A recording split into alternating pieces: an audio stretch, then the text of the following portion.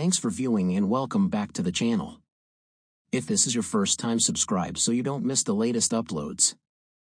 Now let's get started. Sido heard a voice offering to help him escape, which made him suspicious, wondering if someone was listening. He began searching for lime, but paused when he noticed a cracked floor crevice. Addressing the voice, he pointed out that he hadn't mentioned the desire to escape. The voice responded by reassuring Sido that it was there to assist him, emphasizing its intent to help the saint break free from a perilous situation. The voice went on to explain that the saintess in that place was a dangerous presence. The voice divulged a startling revelation to Sido, suggesting that the saintess and the entire sacrament were under the manipulation of a formidable being. Sido pondered whether the term entity referred to players like him, prompting him to question if there were others aware of players' existence. The voice reassured Sido, offering to substantiate its claims if he was willing to give it a chance to prove them. Sido, intrigued and curious, asked the voice why it was sharing this sensitive information. In response, the voice explained that in their world, trust was a rare commodity, and it deemed Sido as someone worthy of trust. Then the voice earnestly requested Sido's assistance. Sido, realizing that this voice possessed knowledge about players, decided to approach it, intrigued by the potential significance of this revelation. Eventually, the person advised Sido to reach them through the cafeteria.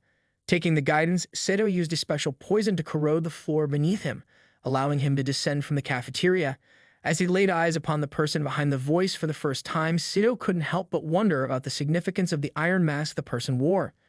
He also questioned whether this enigmatic figure was a woman and observed the resemblance between them and the saintess and priests in their attire. Curious and somewhat skeptical, Sido inquired about the person's connection to the sacrament and the reason behind her offer of assistance. The person reassured him not to worry and claimed not to be affiliated with the sacrament. However, Sido couldn't help but express doubt, finding it challenging to believe in light of the person's appearance and attire. Intrigued by the secrets of the sacrament, Sido couldn't resist asking the masked person to divulge more information. The person, still obscured by their enigmatic mask, invited Sido to follow them. Leading him through a secret underground location concealed even from most members of the sacrament, the person explained that this was the sacrament's well-guarded secret. Skeptical of the person's knowledge given their claim of not being part of the sacrament, Sido wondered how she was aware of this hidden place. Undeterred, the masked figure guided Sido to the heart of the sacrament's enigma. Upon their arrival at a mysterious artifact, the masked person warned Sido not to touch it, cautioning that it could sense one's intentions. She revealed that this artifact, a pillar, housed the will that controlled the saintess. Sido, in his eagerness to solve the problem, suggested breaking the pillar. The masked person informed him that it was constructed from a combination of bronze and adamantium, a legendary metal known for its ability to block magic. Sido expressed surprise as he had believed that all adamantium had disappeared with the dwarves. The masked person clarified that this pillar, known as Tartaros, was linked to the underworld where titans were imprisoned, a place filled with formidable boss-level monsters. In response to Sido's inquiry, she explained that in order to obtain the halo for the new saintess, one had to eliminate the monsters within and accumulate a daunting total of 100,000 points. In the following scene, Sido faced off against a one-eyed monster lying on lime to handle the other side of the confrontation. Sido had never encountered such a formidable foe before, and he knew it was time to defeat this monstrous adversary. His first attempt to strike the monster with his spear, however, ended in failure as the creature efficiently caught the weapon. In retaliation, the monster delivered a devastating punch that sent Sido hurtling through the air, taking him completely by surprise. The overwhelming power of the monster left Sido shocked and made him realize that his initial spear strike had missed the mark. The relentless monster continued to advance towards Sido, blood pouring uncontrollably from its mouth. Sido understood that conventional attacks were futile against this formidable opponent. As the monster prepared to strike Sido, he unleashed his poison ability, a skill that transformed his fist into a deadly spear. With a fierce strike, Sido pierced the monster, severing its right arm. Seizing the moment, Sido recognized the opportunity at hand. He believed that one more well-placed strike could have secured his victory, and just like that, the monster's head was decapitated. With this decisive blow, the formidable boss, the Cyclops, met its demise, and Sido's triumphant battle yielded a substantial reward of 1,988 points. Sido marveled at the abundance of points he had amassed, pondering the possibility of swiftly reaching the coveted 100,000 points if he faced more foes who proved as vulnerable. Approaching Sido, the masked individual expressed concern for his well-being, given the injuries and bleeding he had sustained during the intense battle. Sido, although initially claiming to be fine, but the masked person couldn't conceal the extent of his injuries. Recognizing the severity of his wounds, the masked person skillfully employed the healing power of Great Heal to mend Sido's injuries. Grateful for her assistance, Sido extended his thanks. As they stood amidst the aftermath of the battle, Sido contemplated their next steps. The masked person, noting Sido's persistent curiosity, inquired whether her revelations thus far were insufficient to satisfy his curiosity. In response, Sido conveyed his unwavering desire to the masked person to uncover every hidden secret and mystery surrounding the sacrament. The masked person then asked Sido to follow her once again. Meanwhile, a sudden announcement stirred panic among the officers, who scurried to assemble on the orders of the Holy Maiden. Anxiety filled the air as they wondered about the reason behind this gathering. With the officer panicking, the announcer called for silence, signaling that the Holy Maiden was about to address them. In her solemn speech, the Holy Maiden disclosed a troubling revelation to her officers. The saint had vanished. The shocking revelation left some officers pondering whether the Holy Maiden referred to the saint who had recently arrived. However, the Holy Maiden's revelations didn't end there. She disclosed that concurrently, an oracle had been appointed. Even more alarmingly, the Holy Maiden unveiled a disconcerting truth. The saint who had performed a miraculous act in Iron Hill was not who he seemed. His true identity was that of a spy dispatched by the king of the northern wasteland, with the sinister objective of assassinating the Holy Maiden and seizing control of the sacrament. To safeguard the sanctity of the sacrament and eliminate the threat posed by this infiltrator, the Holy Maiden conveyed the urgent need to capture this spy. Her officers, driven by their devotion and loyalty, readily assured the Holy Maiden that they would succeed in capturing this intruder. Metis, the mysterious masked figure, introduced herself to Sido, sharing her storied past as an adventurer and saint, now cursed to roam as an undead with a singular desire for revenge. Sido was curious about how she maintained her sanity in this undead state, to which Metis mentioned that her willpower dominating her physical form. She further disclosed that when she came to the church, she was already cursed to become undead. Metis confided in Sido that she wanted to prevent others from suffering as she had, though Sido was skeptical about convincing people to avoid the same fate. In response, Metis explained that it was precisely what Saint was for, and this was why she had rescued Sido. As their conversation deepened, Metis questioned Sido's intentions regarding a group in the north, considering their bad relationship with the sacrament. Sido acknowledged that it was their goal, but worried that there would be potential sacrifices if a war was to break out. Metis asked for Sido's guidance on the matter, to which Sido admitted there was no clear solution. However, Sido speculated that they might have a chance if they knew some weaknesses in this situation. Metis had an important revelation. She informed Sido that the only place where the saint's could control the saintess was in the room above Tartaros. This revelation sparked a daring plan in Sido's mind. He would break into Tartaros and confront the monsters residing within. To proceed with this plan, Sido inquired about the materials used to construct Tartaros, and Metis confirmed that it was made of both bronze and adamantium. Sido then asked about the existence of an underground prison where they could deal with a particular demon, and Metis once again confirmed the prison's presence. He then requested Metis to guide him to this prison and inquired about any elves among the prisoners. Metis revealed that elves were frequently captured and held there, prompting her to lead Sido to the prison. Upon arrival, they found the prison entrance patrolled by guards, and Sido utilized his paralysis poison skill to immobilize them. Sido then asked Metis about the magic circle and learned that it could only be accessed by high-ranking members of the priest's council. Fortunately, the circle still recognized Metis as the Holy Maiden, which surprised Sido as he realized her past role. This led Metis to question Sido if he was alright, and moreover mentioned that the elves were a challenging race to control. So Metis was worried that this may lead to even bigger trouble if the situation was mishandled. However, Sido disclosed his plan to Metis, expressing his desire to harness the abilities of the elves and having no intentions of controlling them. He instructed her to activate her halo and follow him, setting their plan into motion.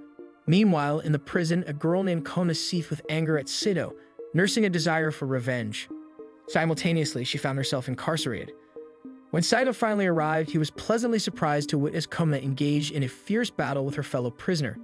Sido revealed his identity to Kona, and she'd quickly recognize him from their past interactions. Puzzled by Kona's presence in the prison, Sido wondered why she hadn't already escaped. He knew that elves possessed the ability to easily break free from any prison. Sido apologized to Kona, the elven lady, and explained that he needed all the elves for his mission. However, the elves appeared reluctant to assist him until Sido dropped a bombshell. His mission involved adamantium, leaving all the elves astonished. One of the elf members felt astonished after hearing that adamantium really existed and moreover believed that Sido might be lying. However, Sido reassured the elves that he was telling the truth about his intentions to assist the real saint and saintess. Metis, although initially confused, trusted Sido's judgment. Sido then addressed the group with a strong voice, revealing the fake saint's plan to use a substantial amount of adamantium as war funds and tempting the elves with the promise that they would gain access to this valuable resource if they followed Kona's lead. Sido then turned his attention to Kona, offering her a significant share of the adamantium as an incentive to help him. Kona agreed to assist Sido and requested her immediate release. Sido then proceeded to employ his unique poison ability to free Kona from her prison cell. Once released, Kona promised to reward the elf members who aided the saint and herself, and all the elven members quickly agreed to support her. Shortly after, as a sacrament group is patrolling the place got interrupted as the ground suddenly began to shake. The sacrament members were left bewildered by this unexpected development. One member informed the group that the elves had managed to escape, which surprised the sacrament members. The leader of the sacrament group urged his officers to stay alert and report the situation. Suddenly, one member panicked and shouted for the others to escape as the elves were approaching. Panic and worry spread among the sacrament members since the location was connected to the underground chamber of the saintess.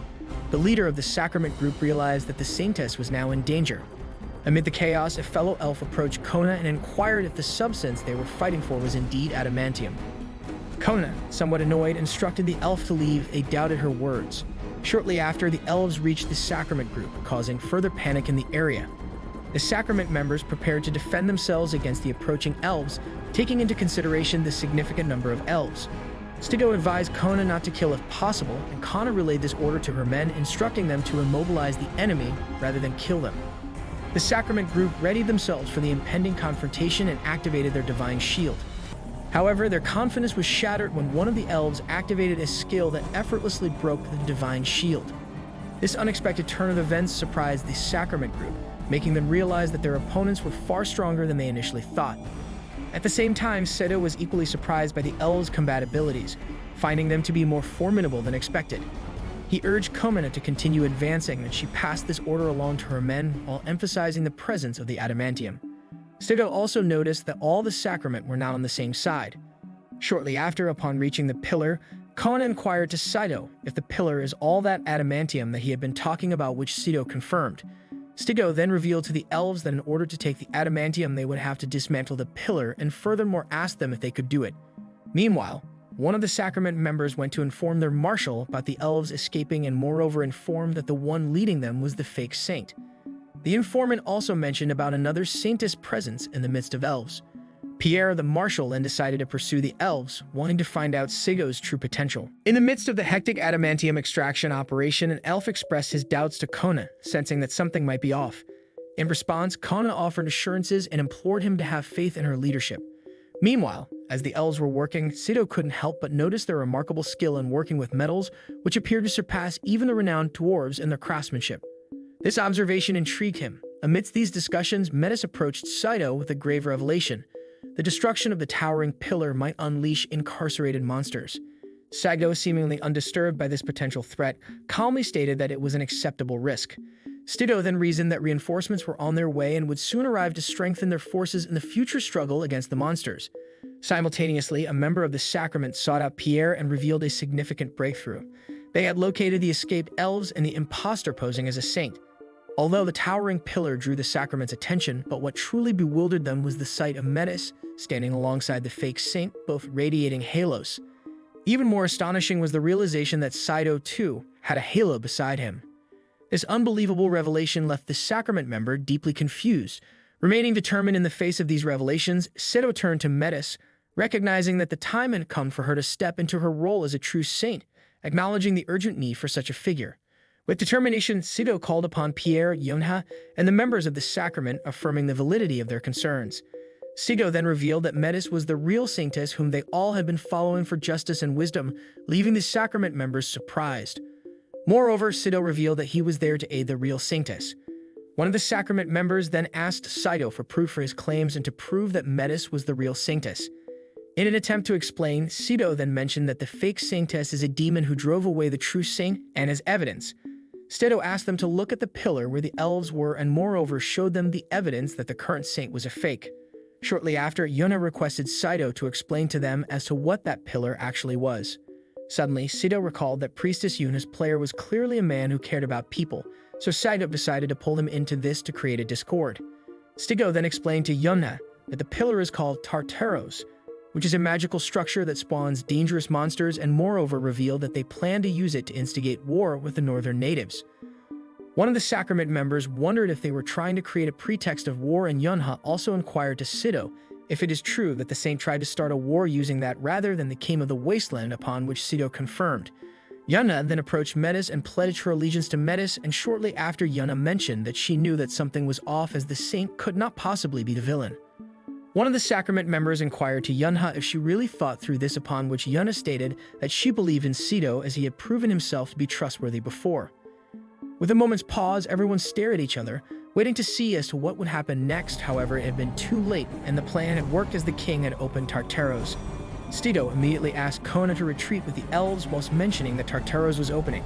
In the unfolding chaos, a faction of sacrament members made a hasty retreat, prompting Pierre to swiftly dispatch the third squad to pursue these traitors. He then rallied the remaining members whilst urging them to prepare for the imminent crisis. Amidst this intense situation, confusion gripped the elves, who were baffled by the sudden turn of events. Their bewilderment escalated as a mysterious substance began oozing out from Tartaros, leaving them in a state of shock. This peculiar material bore a striking resemblance to the source of mana and could only be described as liquefied mana water, a phenomenon that left Kona pondering how it could exist, especially considering the supposed extinction of the Cyclops. Their struggle intensified when Sido spotted a pair of one-eyed monsters emerging from Tartaros. Turning to Kona for guidance, he acknowledged the necessity of confronting these monsters head-on if they were to secure the sought-after adamantium. However, Kona appeared to be confident that dealing with these monsters was actually easy for her, so she used her paralysis poison skill onto the one-eyed monsters, leaving the other elves to be astonished to see that Kona wasn't bluffing when she said that she was a poison witch. Sido also realized that Kona is more helpful than he thought. Sido then jumped into the action as well and used his poison skill to attack the monsters. Meanwhile, as Kona had ordered her men earlier to attack the monster, they all hesitated to follow them, leading Kona to inquire as to why they weren't obeying their queen's orders. In the midst of the turmoil, a dispute arose among the elves regarding Kona's royal status. One of them questioned her legitimacy as a queen, but the other elf swiftly intervened, emphasizing that their current priority was dealing with the monsters, making Kona's authority a secondary concern. The imminent threat demanded unity and devotion to Kona's commands. Sido, in the meantime, sought the allegiance of the sacrament members, asking them to declare their chosen side in the impending battle. Yunha was the first to step forward, aligning herself with Sido and the others in their fight against the monsters. Pierre, the leader of the sacrament group, wasted no time and commanded his men to draw their swords, preparing them for the imminent clash with the enemy. The sacrament group boldly charged toward the monsters, but their initial paralysis spells had worn off, rendering the creatures free from restraint. Pierre swiftly communicated to the elves that the sacrament was ready to cooperate and requested them to stand by for a coordinated massive attack.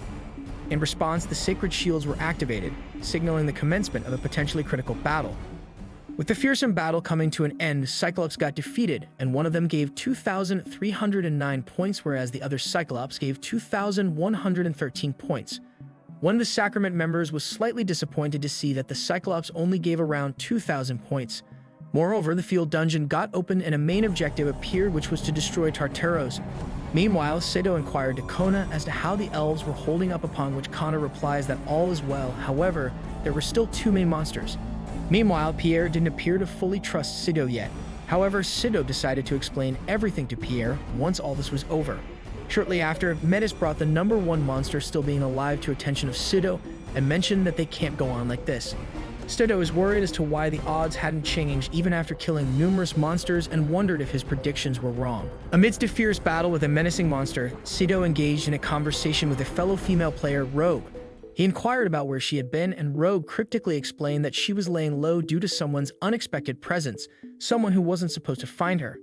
Sido, having already amassed 100,000 points, sought her help in returning to Earth.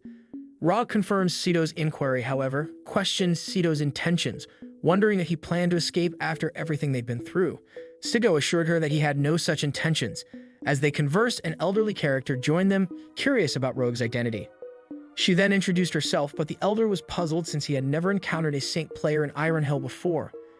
As their conversation, the elder revealed that he owed a great deal to Sido, the hero associated with Rogue. In the midst of these interactions, an unexpected twist unfolded as the battle raged on. Kona, in an unexpected event, found her focus wavering, and with a close call, she managed to narrowly evade a potentially devastating attack, narrowly saving herself from harm.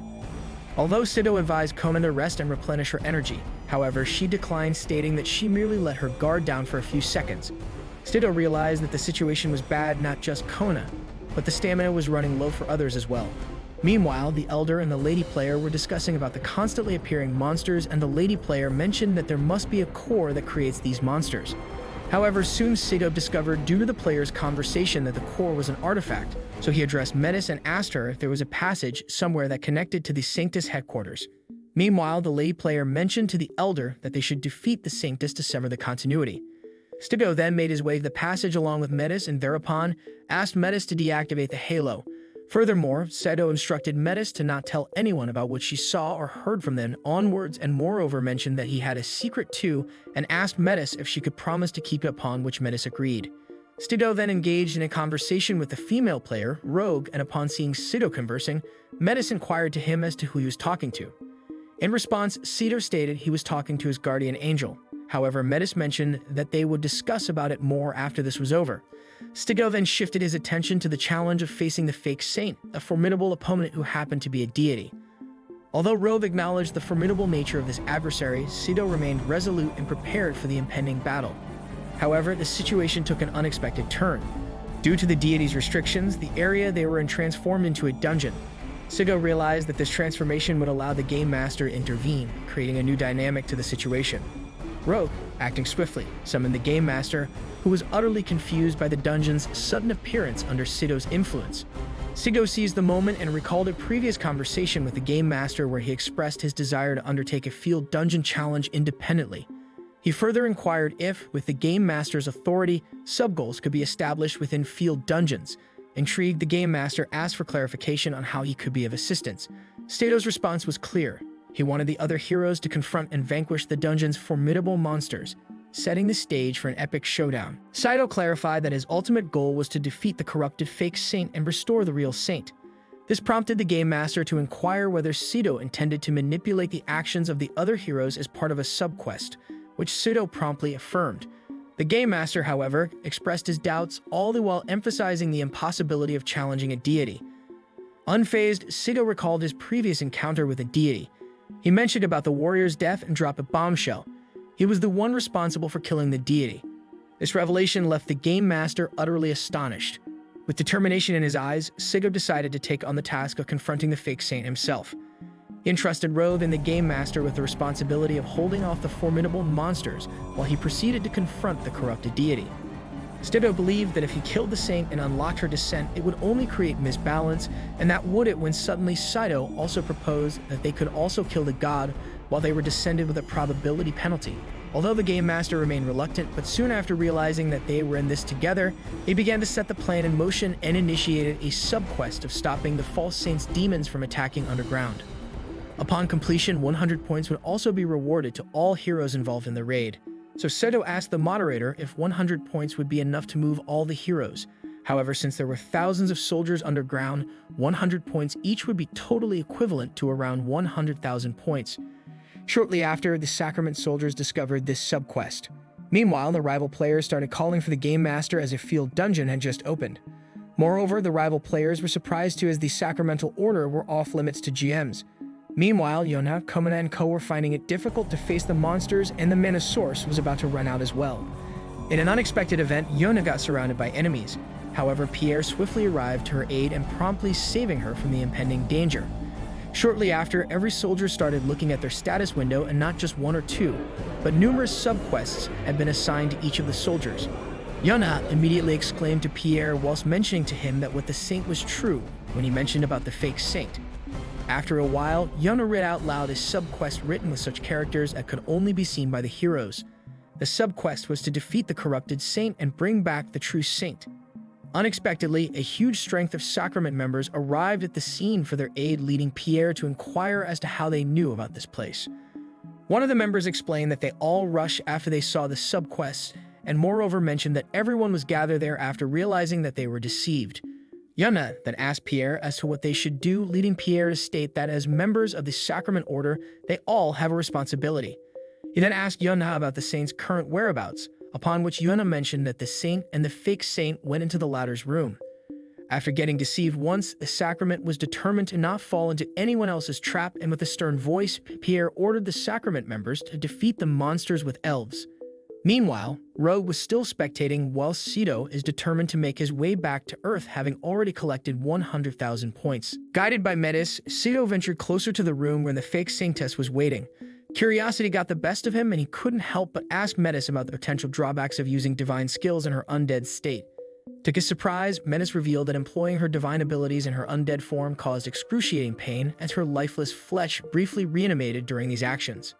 Sido was taken aback by the revelation and showed gratitude for Metis' sacrifices in healing him, despite the agony it caused her. However, Metis revealed that she is used to of the pain.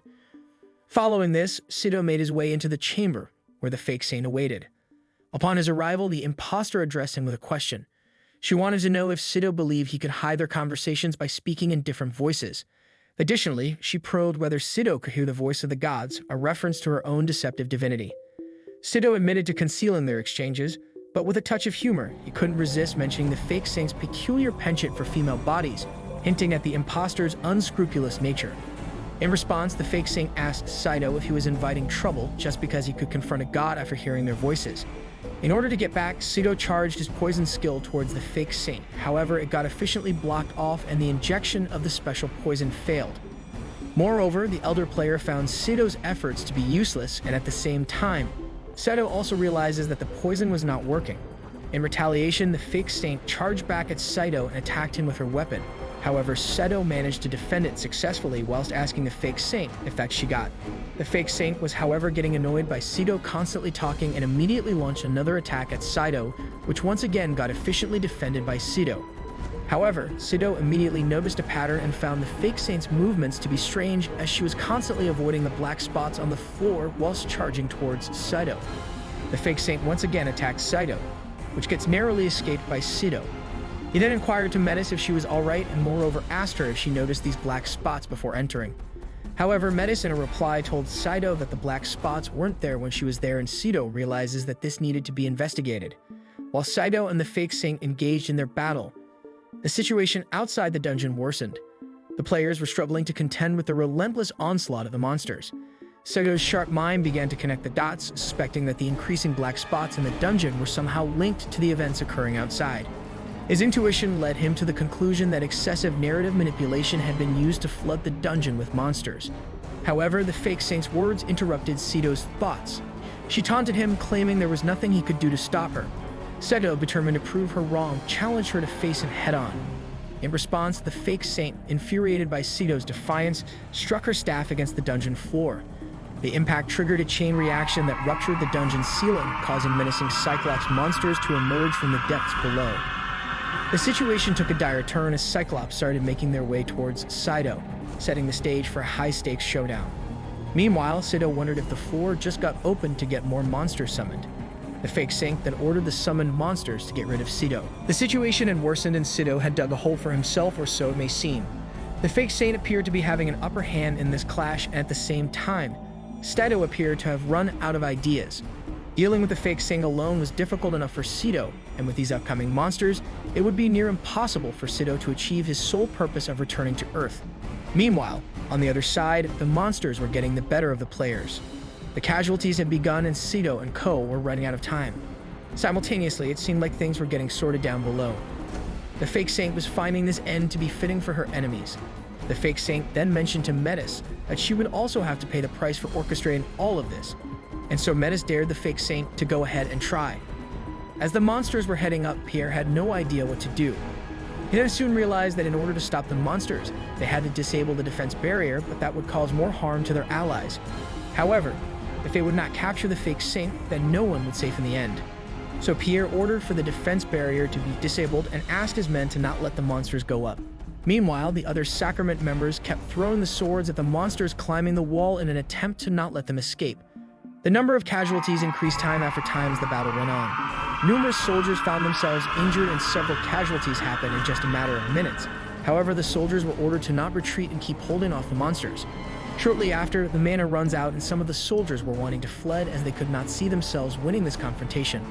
Kana's brother mentioned to her that they should escape with the adamantium as they had all that they could. However, Kona mentioned they could not escape like cowards. Kona the advanced and ordered her men to fight, and the elves seemed to page with Kona. Several monsters got slayed, many soldiers got injured. Kona even managed to save a sacrament soldier from the monster's grip, and Yunha appeared to have run out of mana, resulting in her being unable to heal the injured. The priest earnestly asked the game master for permission to descend into the dungeon, fully aware of the potential dangers it held. Although the game master cautioned him about the risks, the priest was resolute and prepared to face any difficulty to assist. With determination, he possessed the body of priestess Yunha to summon himself in the dungeon. Upon his arrival, the priest reassured the sacrament soldiers not to be alarmed, explaining that he had temporarily borrowed Yunha's body for a moment. With his magic staff in hand, he employed its power to mend the injuries sustained by the soldiers and swiftly sweeps away the menacing monsters with a single stroke. The witnesses were left in awe, astounded by the incredible feat they had just witnessed, wondering whether such an accomplishment could even be possible. As the priest inquired about the mission's progress to the game master, he was informed that the probability level had decreased to 93%. Time was of the essence, and the situation grew increasingly dire. The priest addressed the sacrament soldiers, signaling that he had an important message to convey. What important message does this mysterious deity have to rely to these warriors? Will they be able to stop the overflowing flock of monsters from invading the dungeon? Will Sido defeat the evil fake saintess and spoil his plans? Find out in the next update to this series. Once again, like and subscribe, and thanks for watching.